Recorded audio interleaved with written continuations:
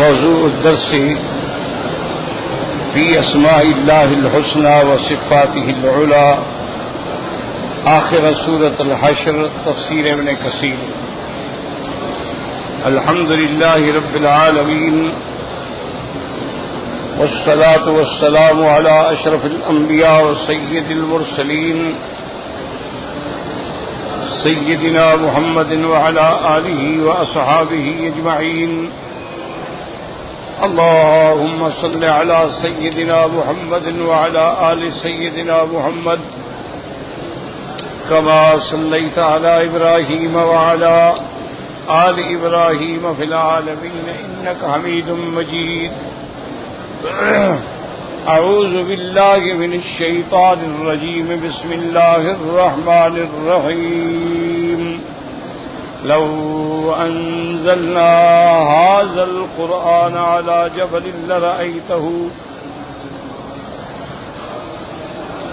جبل لرأيته خاشعا متصدعا من خشية الله، وتلك الأمثال نضربها للناس لعلهم يتفكرون۔ هو الله الذي لا إله إلا هو عالم الغيب والشهادة، هو الرحمن الرحيم۔ هو الله الذي لا إله إلا هو الملك القدوس السلام المؤمن المهيمن العزيز الجبار المتكبر، سبحان الله عما يشركون۔ هو الله الخالق البارئ المصور، له الأسماء الحسنى، يسبح له ما في السماوات والأرض، وهو العزيز الحكيم۔ قال المؤلف والمفسر رحمه الله تعالى: أدام النفع بعلومه وعلومكم في الدارين آمين، إلى أن قال: وقوله تبارك وتعالى العزيز الذي قد عز كل شيء فقهره وغلب الأشياء، فلا ينال جنابه لعزته وعظمته وجبروته وكبريائه۔ اللہ کے ناموں میں نام ہے العزیز، جو ہر چیز پہ غالب ہے اور کوئی اس کی ذات کو نقصان نہیں پہنچا سکتا ہے۔ اس کی عزت، عظمت، جبروت اور کبریائی کی وجہ سے وہ سب پہ غالب ہے، کوئی اس پہ غالب نہیں ہو سکتا ہے۔ ولہذا قال تعالی: الجبار المتکبر الذي لا تكون الجبریۃ الا له ولا التکبر الا لعظمته۔ اس کی شان ہے الجبار والمتکبر، یعنی جبریت جو ہے یہ کسی کے لیے نہیں ہے، اور کبر جو ہے یہ بھی کسی کے لیے نہیں ہے، صرف اللہ کی ذات کے لیے ہے، اس کی عظمت کے لیے ہے۔ کما تقدم بالصحیح، جیسے کہ صحیح حدیث میں آتا ہے: العظمت ازاری والکبریاء ردائی، کہ عظمت جو ہے میرا اوڑھنا ہے اور کبریائی جو ہے میری ردا ہے۔ فمن نازعنی واحدا منہما عذبتہ، اگر کسی نے اس کو چھیننے کی کوشش کی تو میں اس کو عذاب دوں گا۔ وقال قتادہ: الجبار الذی جبر خلقہ علی ما یشاء۔ حضرت قتادہ فرماتے ہیں جبار مانا جس نے اپنے مخلوق کی حاجتوں کو پورا کیا جیسے چاہ۔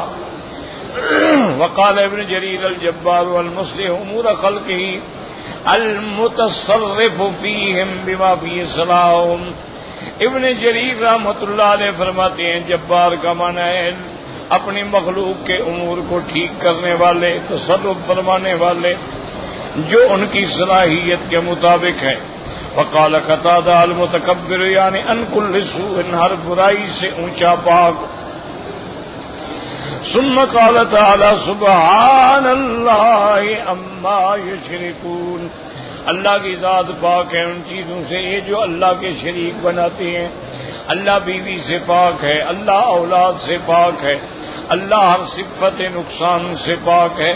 یاد رکھیں اگر کسی انسان کو جبار کہا جائے تو یہ صفت ذم ہے، لیکن اللہ کے لیے صفت عظمت۔ کیوں؟ انسان تو جبار ہو ہی نہیں سکتا، وہ تو خود عاجز ہے۔ اور کبھی جبار کا معنی جبر سے آتا ہے، ٹوٹی ہوئی ہڈیوں کو جوڑنے والا، اس کو بھی مجبر کہتے ہیں۔ تو اللہ بھی ساری مخلوق کے دلوں کو جوڑنے والا، ان کے قلوب کے جوڑنے والا ہے، اور متکبر جو ہے اس کی عظمت اور کبریائی ہے۔ اس کے بعد فرماتی ہیں واللہ الخالق البارئ المصور والخالق الخلق التقدیر والبرء والفرع وهو التنفيذ وإبراز ما قدره وقرره إلى الوجود وليس كل من قدر شيئا ورتبه بقدر على تنفيذه وإيجاده سوى الله عز وجل۔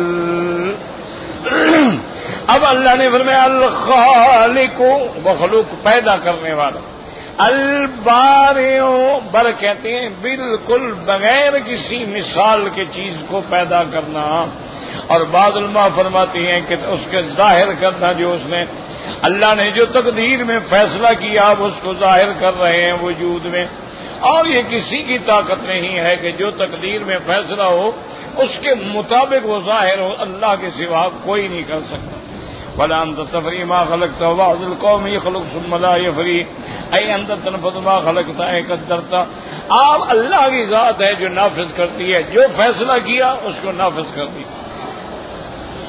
بخلاف غیرک فإنه لا يستطيع ما يريد فالخلق والتقدیر والفرع والتنفیذ۔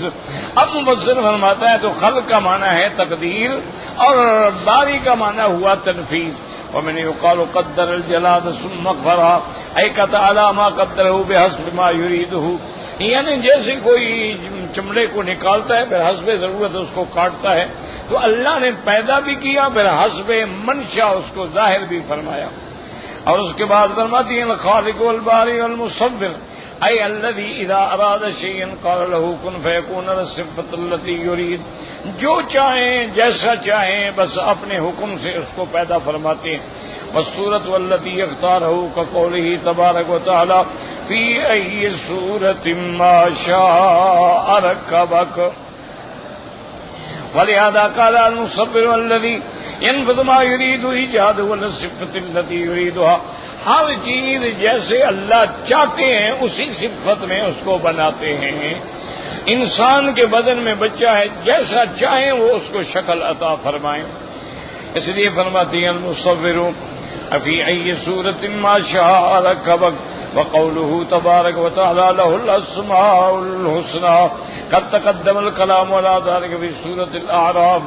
اب مفسر فرماتے ہیں اللہ کے بڑے اسماء پسندیدہ اسماء ہیں، شان والے نام ہیں، اس کی تفصیل جو ہے میں سورۃ الاعراف میں بیان کر چکا ہوں، یعنی جس کو دیکھنا ہو پھر سورۃ الاعراف میں پڑھ لے۔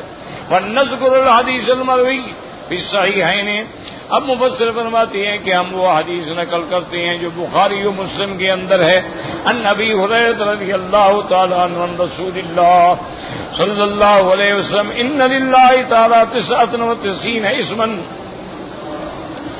یعنی 100 الا واحدا۔ حضرت ابی ہریرہ فرماتے ہیں کہ حضور پاک صلی اللہ علیہ وسلم نے فرمایا اللہ کے 99 نام ہیں، یعنی ایک کم 100 نام ہے۔ من احصاها دخل الجنت وهو وتر يحب الوتر، جس نے بھی ان کو محفوظ رکھا، یاد کیا، اس کے مفہوم کے مطابق عمل کیا، اللہ اس کو جنت میں داخل کریں گے۔ اللہ ایک ہیں، وتر ہیں، اور وہ وتر کو ہی محبوب فرماتے ہیں۔ فتقدم سیاق الترمذی وابن ماجہ وابی ہریرہ ایضا وزاد بقوله وهو وتر يحب الوتر، واللفظ للترمذی هو الله الذي لا اله الا هو الرحمن الرحیم والملک والقدوس والسلام والمؤمن والمهيمن العزیز والجبار والمتکبر الخالق والبارئ والمصور والغفار والقهار والوهاب والرزاق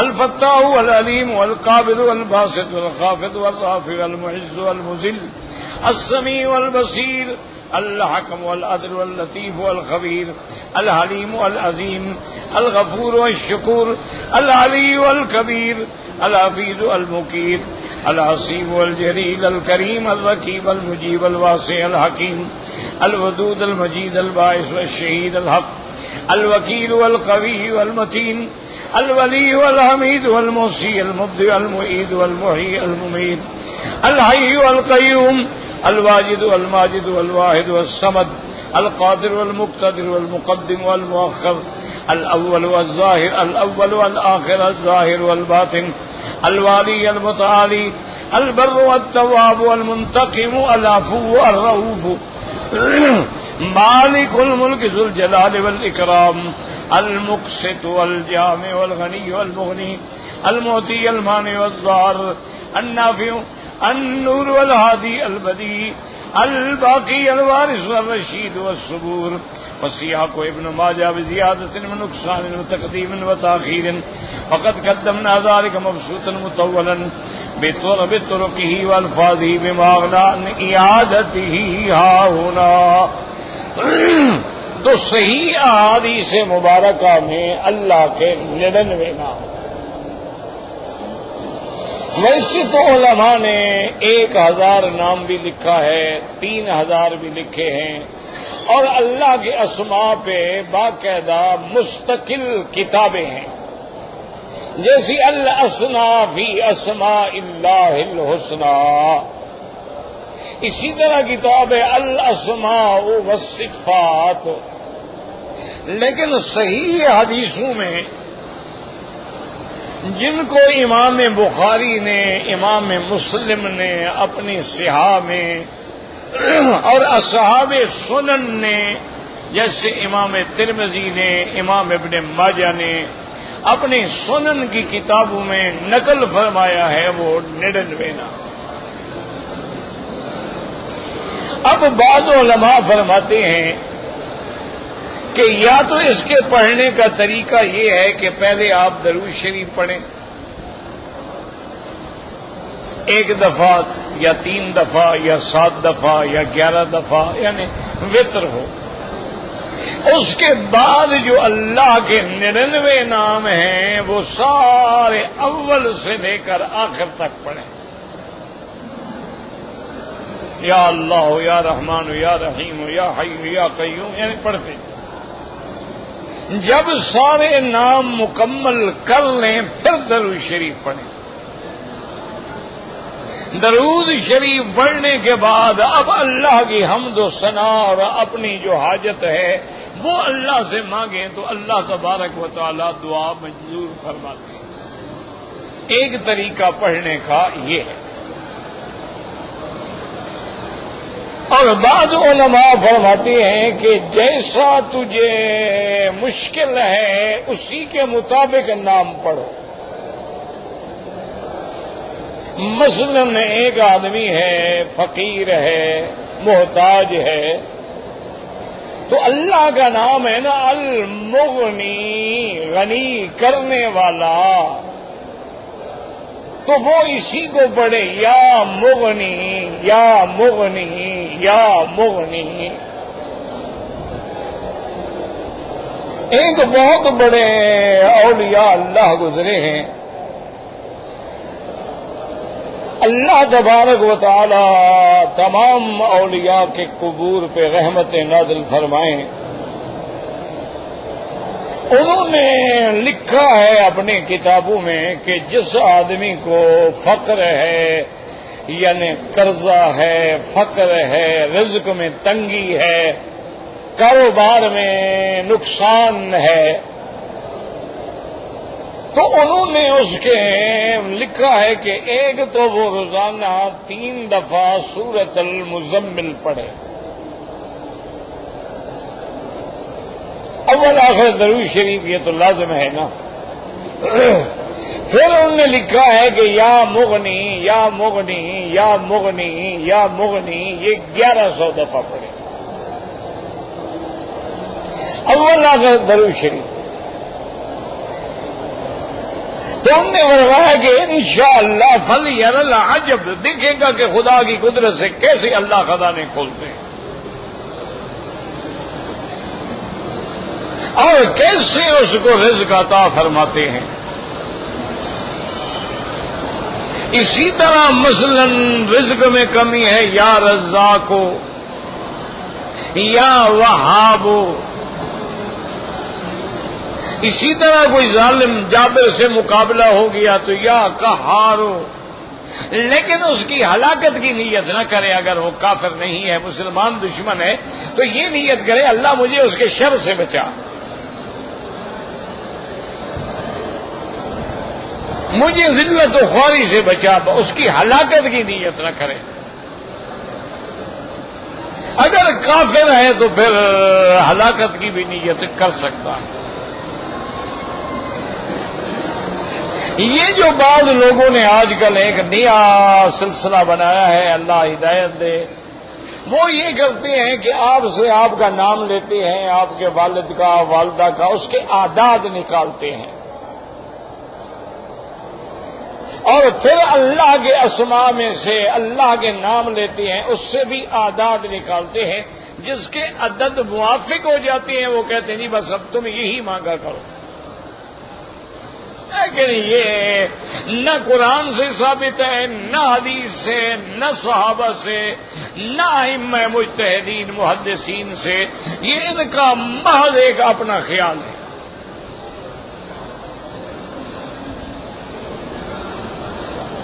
اور دوسری بات جو علماء نے لکھی ہے وہ یہ ہے کہ آدمی، کیونکہ اللہ نے فرمایا نا کہ میری ذات میں تفکر نہ کرو، تفکروا فی خلق اللہ، اللہ کی مخلوق میں غور کرو، اللہ میں نہیں.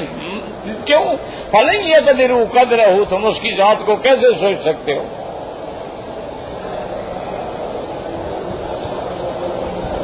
اور بعض علماء نے یہ لکھا ہے کہ انہوں نے جو اسم اعظم کو جمع کیا ہے کہ یا اللہ ہو، یا رحمان ہو، یا رحیم ہو، یا حی یا قیوم، یا ذا الجلال والاکرام، یا الہنا الہ کل شیء الہا واحدا لا الہ الا انت، اللہم انت المیسر لکل عسیر وانت علی کل شیء قدیر. وہ کہتے ہیں اسم اعظم اس کے اندر ہے.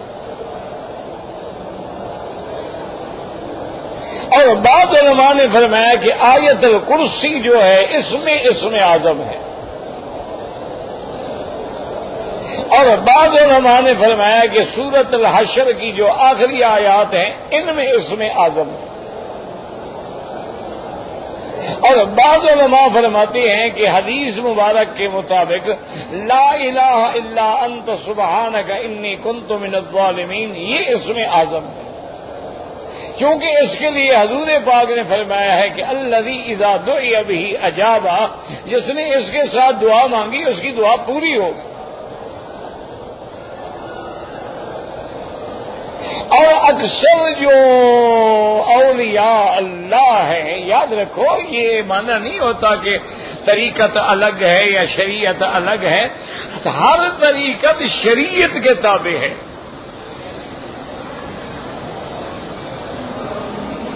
اللہ کے اولیاء جو ہیں وہ دراصل شریعت کے تابع ہوتے ہیں. اگر ایک آدمی سے بڑے بڑے چیزیں ظاہر ہوتی ہیں لیکن وہ شریعت کے تابع نہیں ہے تو وہ دجال ہو سکتا ہے، وہ ولی اللہ نہیں ہو سکتا. ایسی چیزیں تو شیطان بھی کر لیتے ہیں، ابلیس بھی کر لیتے ہیں. اچھا آج کل انگریز جو ہیں کافر ہیں وہ علم الحاضرات پر بڑے ماہر ہو گئے ہیں کہ وہ جناب اندھیرا کر کے کمرے میں ایک میز پہ ایک دو گلاس رکھ لیتے ہیں، خالی ایک بھرا ہوا آپ کو سامنے بٹھا دیں گے. اس کے بعد وہ اپنا عمل پڑھنا شروع کرتے ہیں. وہ کہتے ہیں اب تم بالکل آنکھیں بند کر کے اپنے باپ کا تصور کرو جو مر گیا ہے، ابھی ہم اس کی روح کو بلا کے تمہاری باتیں کروا دیتے ہیں اور کرا دیتے ہیں. تو کیا نعوذ باللہ وہ ولی اللہ ہو گئے؟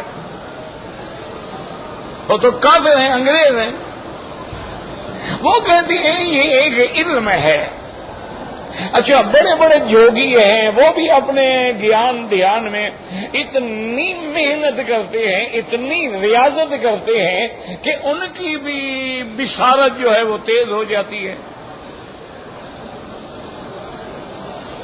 یہ تو محنت کی بات ہے، کوئی بھی محنت کر سکتا ہے۔ اصل ولایت کیا ہے؟ ان اولیاء الا المتقون، اللہ کے ولی کی نشانی یہ ہے کہ وہ متقی ہوتا ہے۔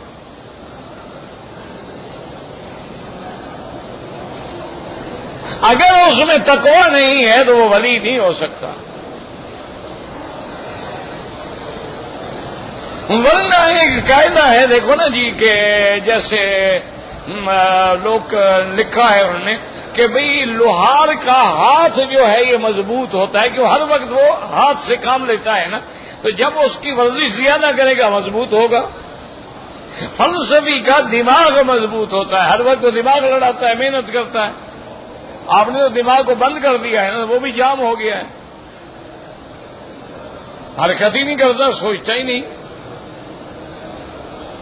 آپ نے دیکھا نہیں، چھوٹے بچوں کو جب آپ قرآن شریف یاد کرواتے ہیں، استاد محنت کرواتا ہے اور طالب بار بار یاد کرتا ہے، ماشاءاللہ مہینے 2 مہینے میں اس کی طبیعت چل نکلتی ہے، وہ ایک ایک پاؤ یاد کر لیتا ہے۔ آپ جناب بوڑھے آدمی کو کہو، غریب بیچارہ 2 آیتیں بھی یاد نہیں کر سکے گا، اس کا دماغ سن ہو گیا ہے۔ تو یہ چیزیں جو ہے نا، یا اور پھر کرامت کا ظاہر ہو جانا، یہ کوئی ولایت نہیں ہے، یاد رکھیں بات۔ ہمارے ہاں تو یہی مشکل ہے نا کہ کسی پیر سے کوئی چیز دیکھی، بس جناب پاؤں پڑ کے سبحان اللہ حضرت جی پہنچے ہوئے ہیں۔ جو صحیح معنوں میں اللہ کے اولیاء ہیں وہ تو اپنی کرامتوں کو چھپاتے ہیں کہ ظاہر نہ ہو جائے کسی پر، حتیٰ کہ ابن العربی جیسے آدمی نے لکھا ہے کہ صحیح معنی میں جو بزرگ تھے وہ اپنی کرامتوں کو ایسے چھپاتے تھے جیسے کنواری لڑکی حیض چھپاتی ہے۔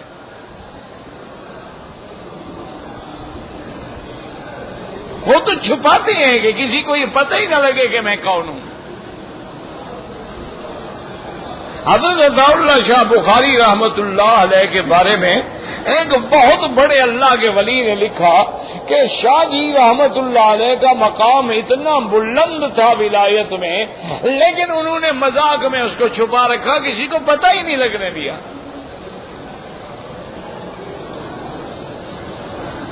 آپ آ رہے ہیں، میں آ رہا ہوں، لڑکے آ رہے ہیں، سکول والے آ رہے ہیں، کالج والے آ رہے ہیں، پولیس والے آ رہے ہیں، اچھا وہ شاعر آ رہے ہیں، شرابی آ رہے ہیں، حضرت شاہ جی بیٹھے ہیں محفل میں، سب کے ساتھ گپ شپ ہو رہی ہے۔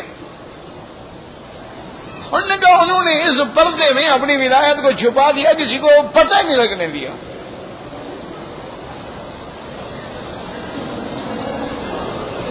کسی کو محسوس ہی نہیں ہونے دیا، کبھی اپنی پیری فقیری کو کاروبار نہیں بنایا، ساری زندگی فقر میں گزار دی، فاقے بھی آتے رہے۔ وہ خود فرمایا کرتے تھے کہ بھائی میری زندگی کا کیا پوچھتے ہو، آدھی ریل میں کٹ گئی، آدھی جیل میں کٹ گئی۔ جب ہم نے تقریریں کی تو لوگوں نے کہا واہ شاہ جی، جب ہم جیل چلے گئے لوگوں نے کہا آ شاہ جی، پوچھا کسی نے بھی نہیں۔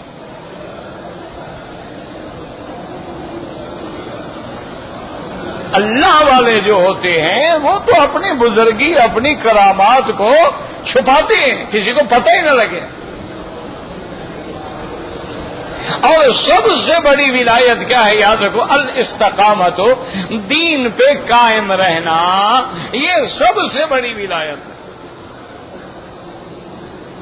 کہ اس کی نماز دیکھو، اس کا تہجد دیکھو، اس کا اشراق دیکھو، اس کا ضحیٰ دیکھو، اس کی اوابین دیکھو، اس کے قرآن کی منزل دیکھو، اس کا قرآن کا مطالعہ دیکھو، اس کا رزق حلال دیکھو، اس کا صدق مقال دیکھو، یہ ولایت،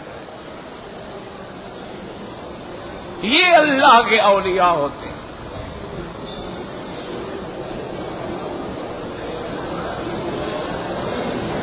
بڑے بڑے لوگ گزر گئے، اللہ ان کی قبروں پہ کروڑوں رحمتیں فرمائے۔ تو بہرحال اولیاء اللہ کا یہ خیال ہے کہ اسم اعظم جو ہے وہ ہے اللہ.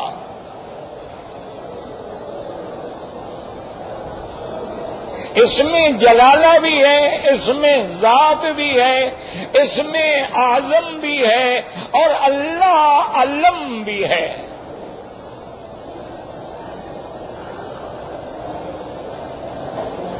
اور اسی لیے حدیث مبارک بھی اس کی تائید کرتی ہے کہ میرے محبوب نے، محبوب کائنات نے صلی اللہ علیہ وسلم نے فرمایا کہ قیامت اس وقت تک قائم نہیں ہوگی حتی لم یقل فی الارض اللہ اللہ اللہ، جب تک زمین میں کوئی بھی اللہ اللہ کہنے والا نہیں ہوگا تب قیامت قائم ہوگی. اللہ قیامت قائم کریں گے لا شرار الخلق. تو اس سے بھی اشارہ ملتا ہے کہ اسی نام میں ہی بقا ہے، اسی نام سے ہی یہ عالم کا نظام چل رہا ہے. جب یہ نام لینے والا نہیں رہے گا قیامت آ جائے.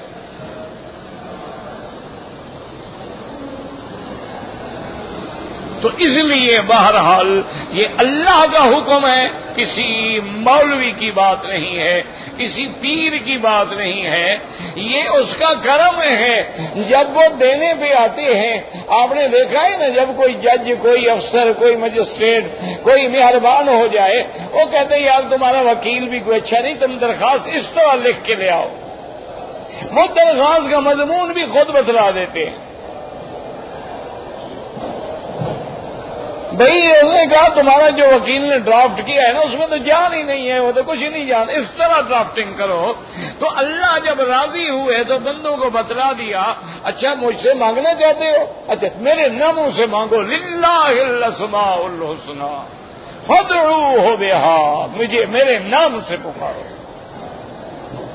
یعنی بندے کو بتلا دیا. اب دیکھو آدم علیہ السلام پہ ناراض ہو گئے، جنتوں سے اتار دیا، جب راضی ہوئے خود سکھلا دیا کہ یہ دعا مانگو، ربنا ظلمنا انفسنا وان لم تغفر لنا وترحمنا لنکونن من الخاسرین. جب راضی ہونے پہ ہے دعا بھی خود سکھلا دی.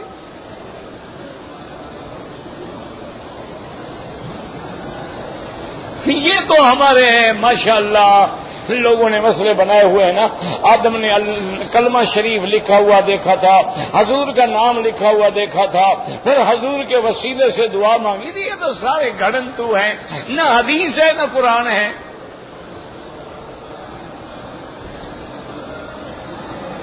ایک بات ہمیشہ یاد رکھو کہ جو مسئلہ قرآن میں اللہ بیان کر دے اس کے بعد کسی کی طاقت ہے کوئی اور بات کرے؟ اللہ نے خود فرما دیا فَتَلَقَّى آدَمُ مِن رَّبِّهِ بِكَلِمَاتٍ، کہ اللہ نے آدم کو القاء کیا کہ معافی لینی ہے، یہ کلمات کہو پھر معافی ملے گی. اللہ نے یونس علیہ السلام کو مچھلی کی پیٹ کے قید سے نکالنا چاہا، یہ کس نے سکھلایا؟ لا الہ الا انت، لا الہ الا انت سبحانک انی کنت من الظالمین. یہ سکھلانے والا کون ہے؟ مچھلی کے پیٹ میں قید کرنے والے بھی آپ ہیں، نکالنے والے بھی آپ ہیں. اور پھر آپ کو بھی بتلا دیا فلولا انہ کان من المسبحین للبث فی بطنہ الی یوم یبعثون، کہ اگر یونس علیہ السلام میری تسبیح کرنے والے نہ ہوتے قیامت تک میں مچھلی کے پیٹ میں قید رکھتا.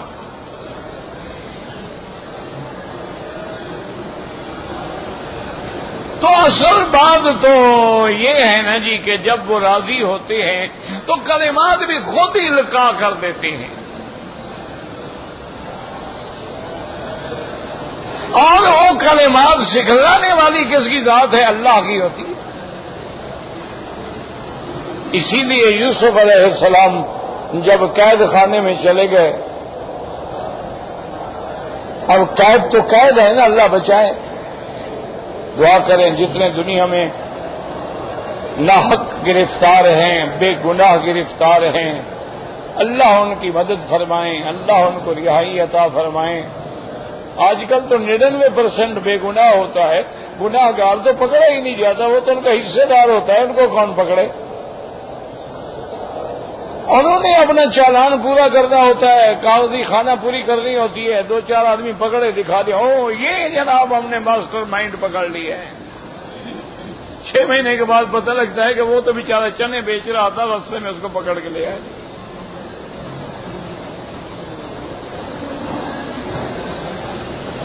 تو حضرت یوسف علیہ السلام کے پاس جب 2 آدمی آئے، خواب سنایا، تو ایک کو آپ نے بھی کہہ دیا کہ دیکھو تم چونکہ جنگ اپنا جیل سے چلے جاؤ گے، رہا ہو جاؤ گے، پھر تم اپنی ڈپٹی پہ بادشاہ کے پاس چلے جاؤ گے، اس گرنی اندر بک تم اپنے سردار کے پاس میری بات بھی کہنا کہ یوسف علیہ السلام بے گناہ جیل میں ہے۔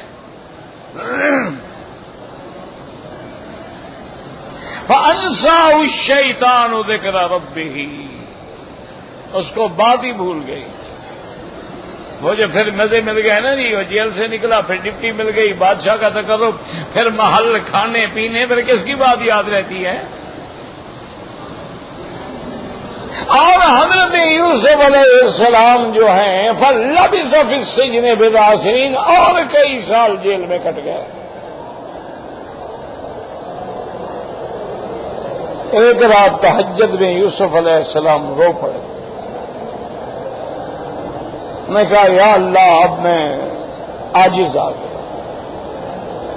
اب نہیں تنہائی برداشت ہوتی، اب جیل نہیں کاٹے کٹتی ہے، اب مہربانی فرمائیں۔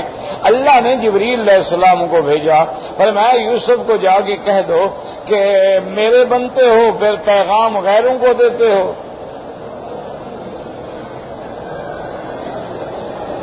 تعلق میرے ساتھ ہے، دوستی میرے ساتھ ہے، محبت میرے ساتھ ہے، پیغام قیدیوں کو دیتے ہو کہ بادشاہ کو یاد دلائیں۔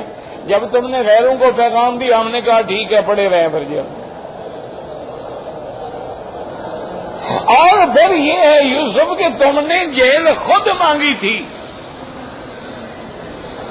جب زنان مصر نے تم پر جادو اور اپنے حسن کا جادو کا اثر ڈالنا چاہا، تم نے کہا تھا کہ رب السجن احب الی مما یدعوننی الیہ، کہ یا اللہ ان عورتوں کے مکر سے اور گناہ سے اور ان کی چال بازیوں سے اور ان کے ناز و نخرے کے فتنے سے مجھے جیل جانا زیادہ پسند ہے۔ اللہ نے فرمایا یوسف السلام آپ نے تو خود مانگا تھا کہ جیل مجھے زیادہ محبوب ہے تو کاٹو۔ اگر آپ اس وقت بھی مانگ لیتے اللہ مجھے عورتوں کے مکر سے بھی بچا، جیل سے بھی بچا، ہم دونوں سے بچا دیتے، آپ نے مانگا ہی نہیں۔ اب آپ نے مانگا ہے تو بس صبح کی سورج کا انتظار کرو، پروانہ رہائی تیرے دروازے پہ پڑا ہوگا۔ تو جب اللہ راضی ہوتے ہیں اپنے بندوں کو سب بتلا دیا، ہر دعا قرآن میں ذکر فرما دی، ربنا آتنا فی الدنیا، ربنا لا تزغ قلوبنا بعد اذ ہدیتنا، ربنا لا تؤاخذنا ان نسینا او اخطانا، رب انی مغلوب فانتصر، رب انی مسنی الضر وانت ارحم الراحمین، ہر دعا جو ہے اللہ کے قرآن میں موجود ہے۔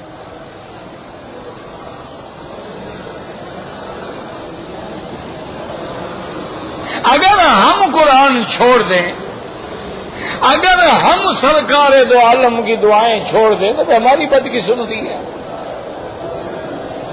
تو اس لیے اللہ کے نام کے ساتھ اللہ کو پکارا کریں، بس شرط یہ ہے کہ وہ آواز دل سے نکلے۔ جب آدمی محنت کرتا ہے نا، دیکھو جی ایک اصولی بات ہے کہ آپ محنت کرتے ہیں تو قوت آ جاتی ہے۔ اب آخری آیات میں اللہ نے ارشاد فرمایا ہے یسبح لہ ما فی السماوات والارض كقوله تسبح له السماوات السبع والارض ومن فيهن وان من شيء الا يسبح بحمده ولكن لا تفقهون تسبيحهم انه كان عليما غفورا، اور میں اسی کی تسبیح بیان کرتی ہے ہر چیز جو آسمانوں میں اور زمینوں میں ہے اور جو کچھ اس کے درمیان میں ہے، کوئی چیز نہیں مگر اللہ کی تسبیح و تعمید کرتی ہے، تم نہیں سمجھ سکتے۔ یعنی یہاں اشارہ ہے کہ تم اگر میری تسبیح نہیں کرو گے تو مجھے کیا ہے، میرے لیے تو ساری کائنات تسبیح کر رہی ہے، مجھے تو ضرورت نہیں ہے، یہ تو تیری ضرورت ہے۔ وَهُوَ الَّذِي فَلَا يَرَامُ جَنَابَهُ، جس کو کوئی چھو نہیں سکتا۔ الحکیم فی شرعہ وقدرہ، وہ حکمت والے ہیں، اس کی شریعت میں بھی اس کی تقدیر میں بھی حکمت ہے۔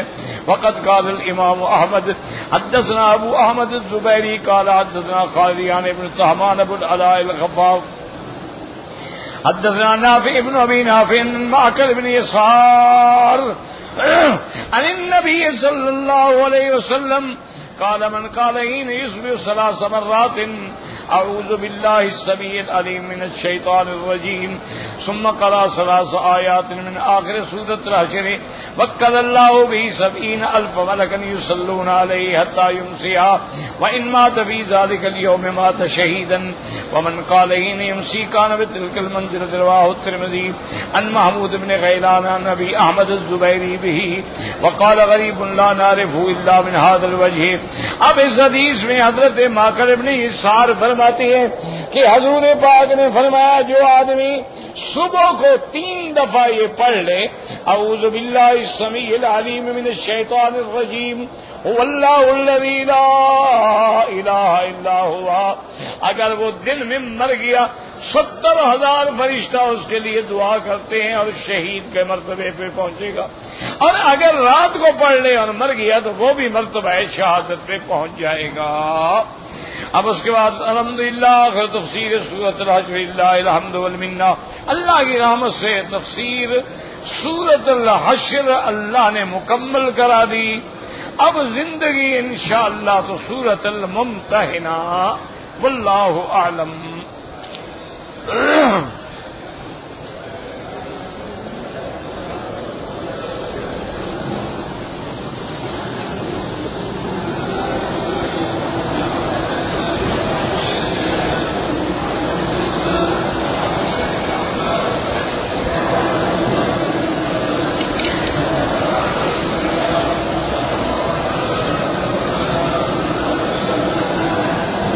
کہتے جی کہ میری بیوی جب ہم کراچی سے چلے، بیوی یا بیٹی حیض میں تھی، اس نے وہاں سے عمرے کی نیت نہیں کی۔ یہ سب سے بڑی غلطی ہے۔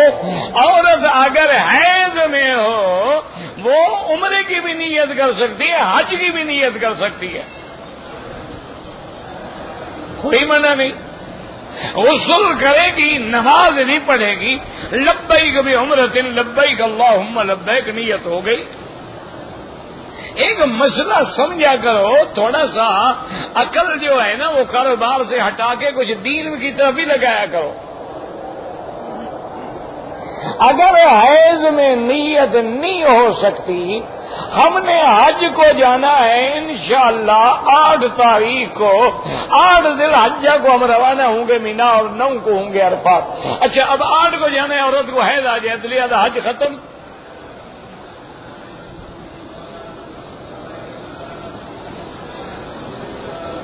یہ تو اللہ کا کمال دیکھیں، اللہ کا رحمت دیکھیں کہ اللہ نے حج کعبے میں نہیں رکھا،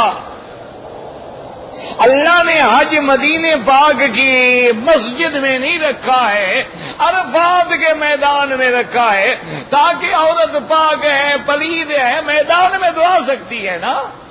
اگر مسجد کے اندر ہوتا کیسے آتی؟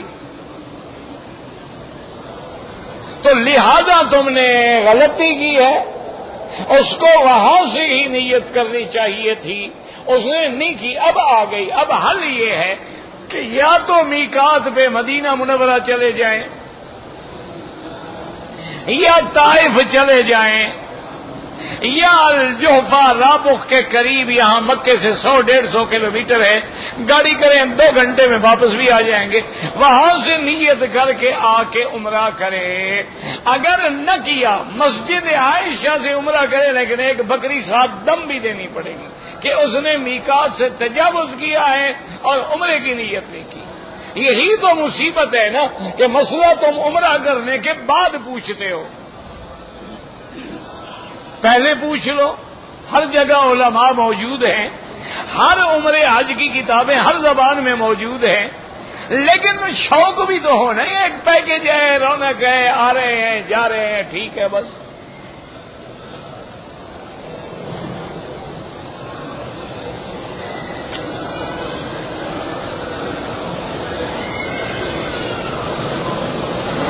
ایک آدمی کو عرفات سے واپس آتے ہوئے جب وہ ملتزم میں مزدلفہ میں رات کو رہے تو احتلام ہو گیا، پھر اس نے اسی حالت میں کنکریاں ماری، ماشاءاللہ اچھا حاجی ہے، نے غسل ہی نہیں کیا، نماز ہی نہیں پڑھی فجر کی، اسی احتلام میں پھر رہا ہے۔ انا للہ و انا الیہ راجعون۔ بہرحال وہ نماز بھی قضا کرے اور توبہ بھی کرے، کنکریاں تو ہو جائیں گی، وہ تو بغیر وضو بھی جائز ہیں، لیکن ایسا آدمی کہ جس کو مزدلفہ میں احترام ہوا، فجر کی نماز کب پڑھی اس نے؟ عجیب لوگ ہیں، بس اللہ ہدایت دے، اللہ ہمیں سمجھ دے۔ زیارتوں پہ جا رہے ہیں، اچھا جی ٹھیک ہے، واپس آ گئے، رات کو سو گئے، فجر کی جماعت ختم، ایسی زیارتیں کرنے کا فائدہ؟ اور جی ہم مدینہ منورہ سے عمرے کا احرام باندھ کے آئے، رات عمرہ کرتے رہے، تھکے ہوئے تھے، صبح سو گئے، نماز ختم، ایسے عمرے کا فائدہ؟ اس سے تو بہتر ہے آپ عمرہ نہ کریں، آپ فرض نماز پڑھا کریں۔ اچھا اگر باندھ کے آ گئے، تھک گئے ہیں تو عمرہ نہ کریں، سو جاؤ، جب اٹھو کے بعد میں عمرہ کر لینا، لیکن نماز تو نہ چھوڑو نا۔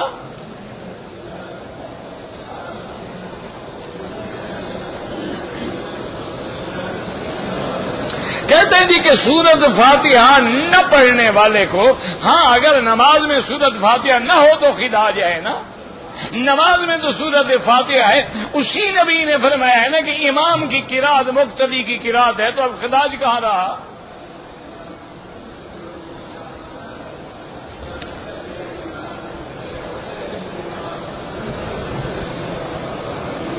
جو لوگ جنازے کے بعد دعا کرنے کو واجب کہتے ہیں، تیسرے دن کل خوانی شریف کو واجب کہتے ہیں، خالص بدعت ہے، اور اہل بدعت کے پیچھے نماز نہیں ہوتی۔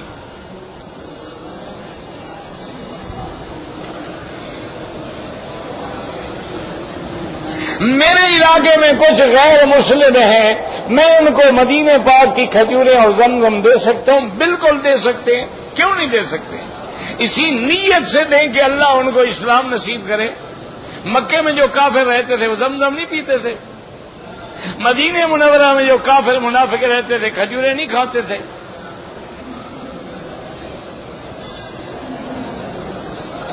اگر ایک آدمی نے عصر کی نماز کے بعد 2 طواف کیے ہیں اور اس کی نماز نہیں پڑھی، مغرب کے بعد پڑھ لے، کون سا مشکل مسئلہ ہے بھائی؟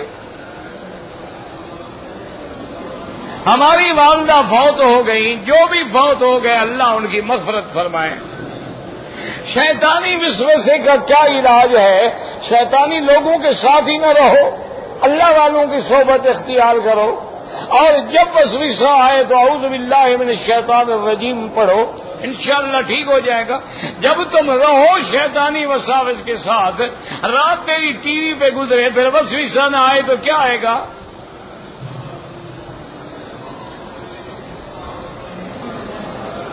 اضطباع جو ہے کندھا نکالنا طواف کے 7 چکروں میں ہے۔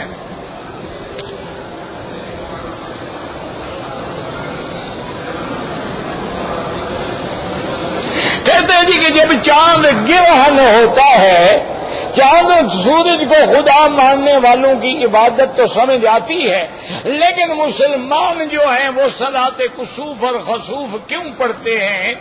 میرا بھائی وہ اسی لیے پڑھتے ہیں کہ حضور نے فرمایا ہے کہ یہ اللہ کی آیات من آیات اللہ ہیں، یخوف اللہ بہما عبادہ، اللہ اپنے بندوں کو ڈراتے ہیں کہ اتنے بڑے روشن، جتنے قرہ جو ہے بے نور ہو سکتا ہے، تمہاری کیا طاقت ہے؟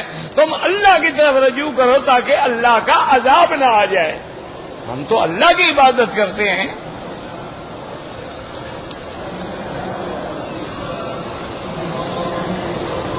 نماز یہ ہے کہ نماز 2 رکعت نماز پڑھیں گے اور لمبی قرات کریں گے، رکوع کر کے پھر کھڑے ہو جائیں گے، پھر رکوع کریں گے، پھر کھڑے ہو جائیں گے، جب تک کہ چاند کھل نہ جائے۔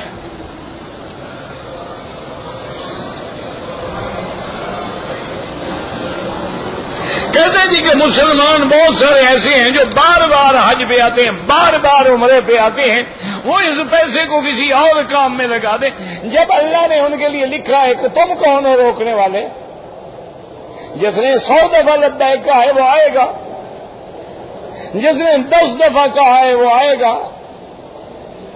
یہ شیطان وسوسہ ڈالتا ہے، ایک نیکی سے تو روکو نا، دوسری پر کرنے ہی نہیں دوں گا۔ کہتے ہیں جی یہ پیسے کسی اور کام میں لگا دیں، تم ایسا کرو جو پیسوں کی سگریٹ پیتے ہو نا، یہ اور کام میں لگا دو، تیرے ملک میں ایک بھی فقیر نہیں رہے گا۔ آج فیصلہ کر لو کہ تمہارے ملک میں ایک دن میں سگریٹ کتنی پی جاتی ہے، چائے کتنے کی پی جاتی ہے، آئس کریم کتنے کی کھائی جاتی ہے، کافی پہ کتنا خرچ ہوتا ہے، سگار پہ کتنا خرچ ہوتا ہے، وہی پیسہ جو ہے غریبوں کو دے دو، ایک غریب بھی نہیں رہے گا۔ اس کی تکلیف نہیں، بار بار عمرے کرنے والے کی تکلیف ہے کہ وہ شیطان ڈال رہا ہے نا تاکہ روکے راستہ۔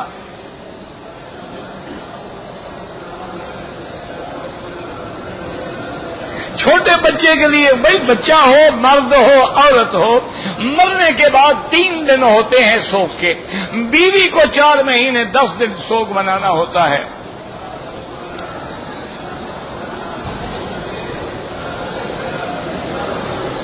طواف کے دوران میں کون سی دعا افضل ہے؟ سبحان اللہ والحمد للہ لا الہ الا اللہ اللہ اکبر وللہ الحمد لا حول ولا قوت الا باللہ، یہ افضل ہے کیونکہ حضور پاک نے یہی پڑھی ہے۔ اور جب رکن یمانی پہ ہاتھ لگائیں، اللہ اکبر وللہ الحمد اللہم انی اسألک العفو والعافیۃ ربنا آتنا فی الدنیا حسنۃ وفی الآخرۃ حسنۃ فقنا عذاب النار۔ افضل یہ ہے، ویسے جو تمہیں یاد ہے، درود شریف یاد ہے، کلمہ یاد ہے، وہ پڑھتے رہو۔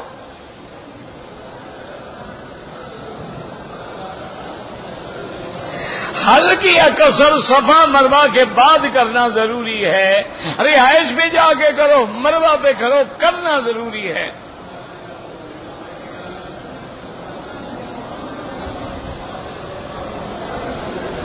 میری بیوی کی حیض کی عادت 5 دن ہے، 5 دن گزر گئے لیکن خون اور زیادہ آ رہا ہے، اب 10 دن تک دیکھنا پڑے گا، کیونکہ حیض جو ہے 3 دن سے لے کر 10 دن تک ہو سکتا ہے۔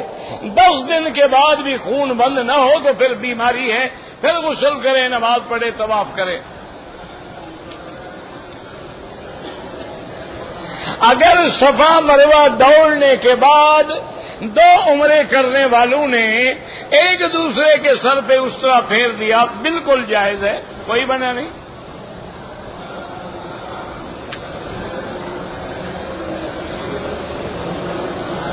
کوئی آدمی جو عمرے پہ آیا ہے، اگر وہ دوسرا عمرہ کرنا چاہے کسی اپنے عزیز رشتہ دار کے لیے، بالکل کرے، نفلی عبادت ہے، کرنا چاہے 100 عمرہ کرے، نہ کرنا چاہے اس کی مرضی ہے۔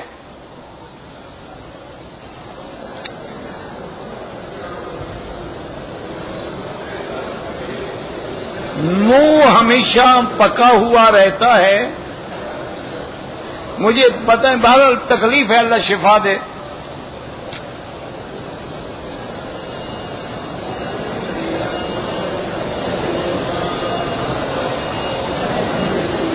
کہتے ہیں جی کہ عصر کی نماز کے بعد جو ہے طواف کے نفل، میرے بھائی صحیح اور قوی دلیل یہ ہے کہ لا صلاۃ بعد العصر حتی تغرب الشمس، عصر کے بعد نماز نہ پڑھیں جب تک سورج نہ ڈوب جائے.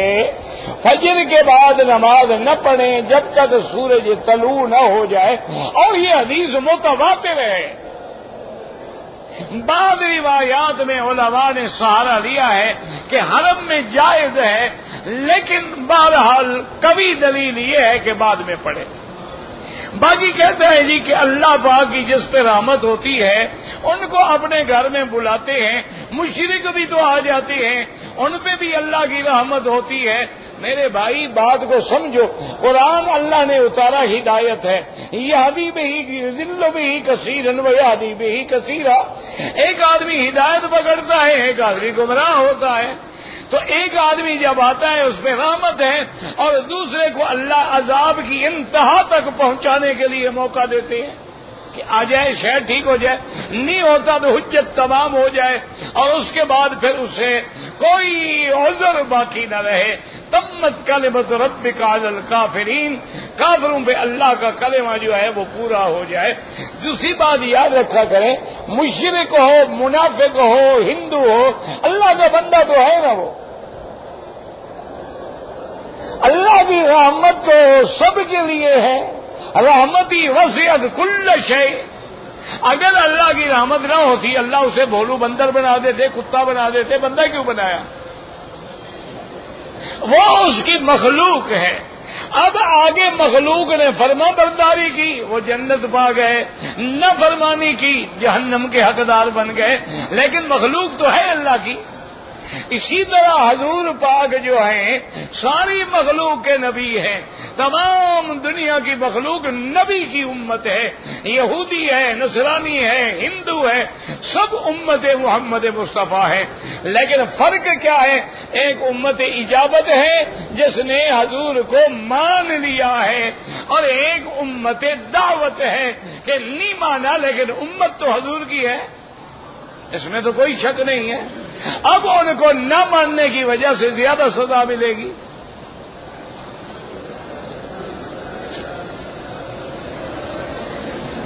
ایک آدمی ہے، اس کی ڈیوٹی ہے، ڈرائیور ہے مثلا، وہ روزانہ مدینہ شریف جاتا ہے آتا ہے. کوئی ضروری نہیں ہے احرام باندھنا، اس کے لیے اجازت ہے.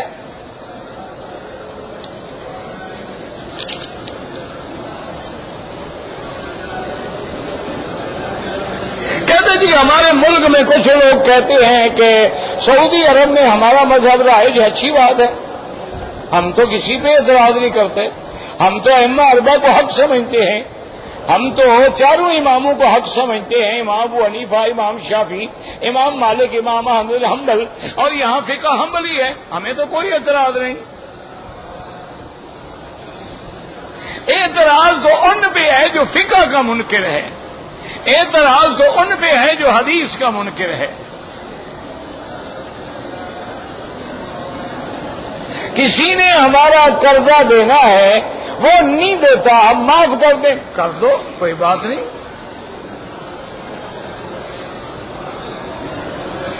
ایک عورت نے نیت کر لی اور حیض آ گیا، وہ اسی حالت میں اپنے ہوٹل میں مکان میں بیٹھی رہے اور احرام میں ہے. کوئی خوشبو استعمال نہ کرے، ناخن نہ کاٹے، خاوند سے کوئی بے تکلفی نہ کرے. جب وہ پاک ہو جائے سادہ پانی سے غسل کر کے اپنا عمرہ پورا کرے.